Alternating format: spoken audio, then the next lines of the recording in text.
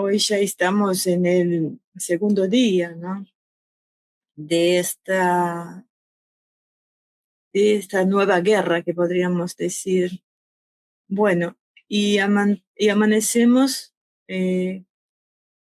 viste, con esta ofensiva que ya no es un conflicto más que podríamos considerar en Medio Oriente, sino que también es un punto de inflexión, un parteaguas. Y la muerte confirmada del líder supremo de Irán, el Ayatollah Ali Khamenei, yo creo que en un ataque que todos sabemos en conjunto de Estados Unidos e Israel, yo creo que incendió de cierta manera un poco más esta región que ya ardía y ha lanzado al mundo en una etapa desconocida, quizás un poco esperada también ya desde hace un rato largo, porque yo creo que la eliminación de la cabeza de un Estado, yo creo que rompe todos los códigos. Alguna vez ya hemos hablado, ¿no? ¿Qué se busca? Si desarticular la guerra o si causar terror. Pero claramente esto rompe, ¿no? Quiebra o pasa todas las líneas rojas que hasta ahora se había evitado de alguna manera para no llegar a estas dimensiones donde todo se pierde, donde no hay más control. Y las consecuencias se están abriendo ahí ante nuestros propios ojos con una velocidad que ya da cierto miedo. La Guardia Revolucionaria de Irán promete una venganza dura y decisiva, y mientras la Media Luna Roja contabiliza ya más de, ¿cuántos? 200 muertos, ¿no? Y ordena la evacuación de los 10 millones de habitantes de Teherán. Y Israel, por su parte, se prepara para lo peor, mientras sus Fuerzas Armadas, junto a las estadounidenses, advierte que la operación León Rugiente va a continuar. Las explosiones no solo han sacudido a Israel e Irán, todos ustedes han estado acompañando, pero para aquellos que no lo vieron, también se vieron en otras capitales del Golfo como Riad, como Abu Dhabi o Doha, demostrando que de cierta manera la promesa iraní de extender el conflicto se está cumpliendo, ¿no? Con el estrecho de Hormuz cerrado y el suministro energético global en jaque. Yo creo que ante este panorama, las reacciones internacionales dibujan, ¿no?, un mapa de la nueva Guerra Fría. Mientras Washington y Jerusalén hablan de justicia y de una oportunidad histórica, las potencias que, como ya sabemos, Rusia y China, condenan, por supuesto, la violación de la soberanía. Bueno, la Unión Europea fue bastante cauta, ¿no? Porque, según ellos, ve un camino abierto hacia un Irán diferente, pero también alerta del riesgo real de una espiral de violencia. Irak declara luto oficial, en sus calles también podemos observar que arde, ¿no?, cerca de la embajada estadounidense. Pero hay otras reacciones que no podemos dejar de mencionar, porque por el tono, por la ligereza con la que hace, resultan particularmente, yo creo que reveladora de una crisis profunda, ¿no?, de nuestra época. Y me voy a remitir al comunicado emitido ayer por el gobierno argentino, que en lugar de la mesura que la gravedad del momento exigen, porque pareciera que no hay conciencia de ese tema, y desde Cancillería se optó por una celebración explícita, ¿no?, porque se felicitó a los gobiernos de Estados Unidos e Israel por la operación. Y calificó al líder, ¿no?, a Khamenei, como una de las personas más malvadas y violentas y crueles que se ha visto en la historia de la humanidad. Y se expresó el deseo de que esta acción militar ponga un fin definitivo a lo que fueron más de 40 años de opresión y que por fin el pueblo iraní recupere su democracia. El canciller Pablo Kirno, por su parte, vinculó el ataque con el atentado de la AMIA. Vaya momento, ¿no? Según él, una herida abierta acá para la Argentina, suficiente para desear la muerte de Jamenei, que aporte alivio a las familias de las víctimas. Yo creo que no es el momento para discutir el atentado de la AMIA a la Argentina. Por supuesto, hay que buscar justicia, los responsables, aunque sabemos que también están en el camino equivocado. Pero convertir la muerte de un jefe de Estado en motivo de un alboroto y presentarlo como un acto de justicia por un atentado cometido acá hace 3 décadas, lleno de dudas, yo creo que es un error de dimensiones históricas, ¿no? Yo creo que lo celebran como todo acá en Argentina, como hacen los políticos, como si fuese un partido de fútbol. Y yo creo que precisamente esa actitud la que marca el clima de época y su peligrosidad, ¿no?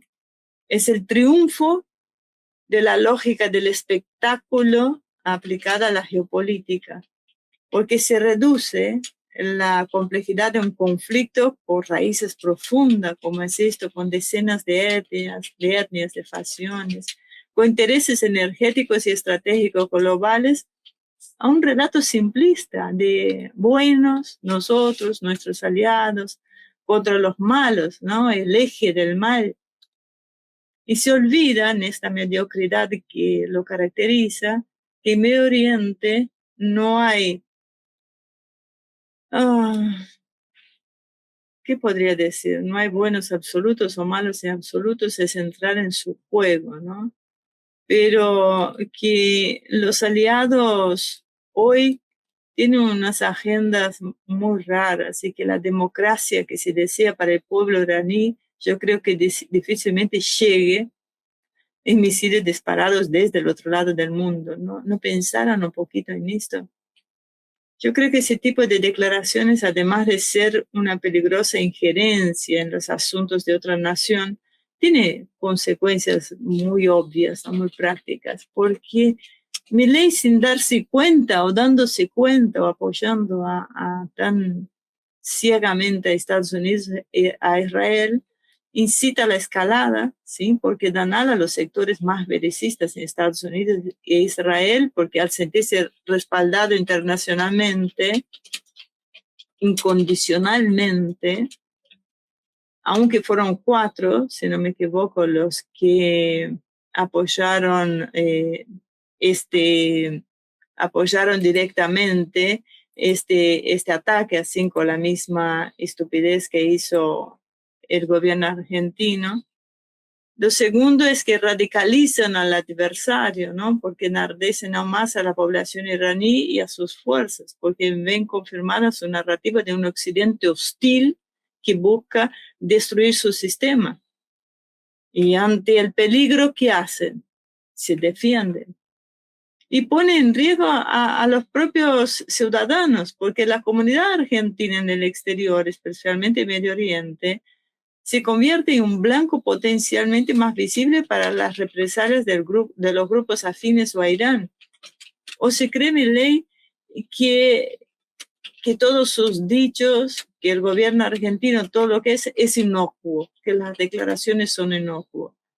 Y por último, yo creo que banalizan de cierta manera la guerra y la muerte, porque se habla de eliminar personas y de operaciones conjuntas con la misma alegría con que se comenta el resultado de un partido de fútbol. Y oculta de esta manera, como están acostumbrados, el horror de las víctimas, ¿no? Civiles, militares, los desplazados y el sufrimiento humano que siempre acompaña la guerra. pero no, eso no, porque lo estamos viendo como si fuera una película. Entonces, en este momento de una gravedad semejante, la tentación de tomar partido en el fragor de una batalla podría ser comprensible, pero es profundamente peligroso. Entonces, los medios de comunicación, aunque están acostumbrados, no pueden ser el altavoz de los tambores de guerra. Yo creo que el deber, eso es más que nunca, ejercer, ¿no?, de dique de contención frente al torrente de desinformación, de propaganda, de relatos enfrentados que ya empiezan a circular. Pienso en lo personal que nuestra responsabilidad es triple. Primero, informar con máximo rigor, aunque no seamos neutrales en esta guerra, en estos conflictos, pero tratamos de ser objetivos. Y contrastar cada dato, ¿no?, de un entorno informativo donde las cifras de las víctimas y los partes de guerra también son un campo de batalla. En segundo lugar, contextualizar sin simplificar, sin transformarlo en dos partidos rivales, explicar los hilos que conectan una reunión en Ginebra con un misil que impactó en el complejo de Jamenei y la presión de aliados regionales con la decisión final en Washington. Y esto es lo que para mí lo hace de una manera simple, fácil de entender, Marcelo. Y tercero, que quizás también más importante, es no perder vista el factor humano. ¿Sí? Todas estas muertes, todo lo que sucedió, las familias que están huyendo en este momento, los millones de personas que en medio de este ruido, ¿no?, de la sirena, de los estruendos, de las explosiones, solo ansian un lugar de paz. Porque me quedo pensando cómo se debe sentir, el horror que debe sentirse ante un ataque de ese tipo. La verdad no es algo lindo, puede ser emocionante cuando lo ves en una película, pero estar ahí viviéndolo, me imagino que no debe ser algo muy agradable. Lo que tenemos certeza es que el mundo cambió la naturaleza en las últimas, iba a decir 36 horas, pero lleva un poquito más de tiempo eso, ¿no? Yo creo que desde el 2020 que el mundo sí hizo un quiebre real, desde aquella pandemia, el conflicto OTAN-Rusia. Nosotros entramos en una nueva fase donde el equilibrio de terror que contenía las ambiciones han sido sustituidos por una lógica de aniquilación del adversario, ¿no? Y en este nuevo y peligroso tablero, en este nuevo orden mundial que se está reacomodando, el periodismo tiene la obligación de no ser apenas un espectador de lo que está sucediendo, sino que tratar de tener la lucidez que se necesita, ¿no? Tener mesura, saber distinguir las mentiras de la verdad, ayudar a la sociedad a comprender la magnitud del abismo al que nos estamos asomando. Y yo creo que los gobiernos, lejos de sumar al corro de la guerra, ¿no?, como lo hizo Javier Milei en su comunicado, deberían recordar que su primer responsabilidad es la seguridad de sus ciudadanos y la construcción de estos puentes, que parece raro hablar de esto en este momento, ¿no? Pero no esta pirotecnia verbal que solo añade leña al fuego, ¿sí? Estas ganas de hacer una declaración que se destaque.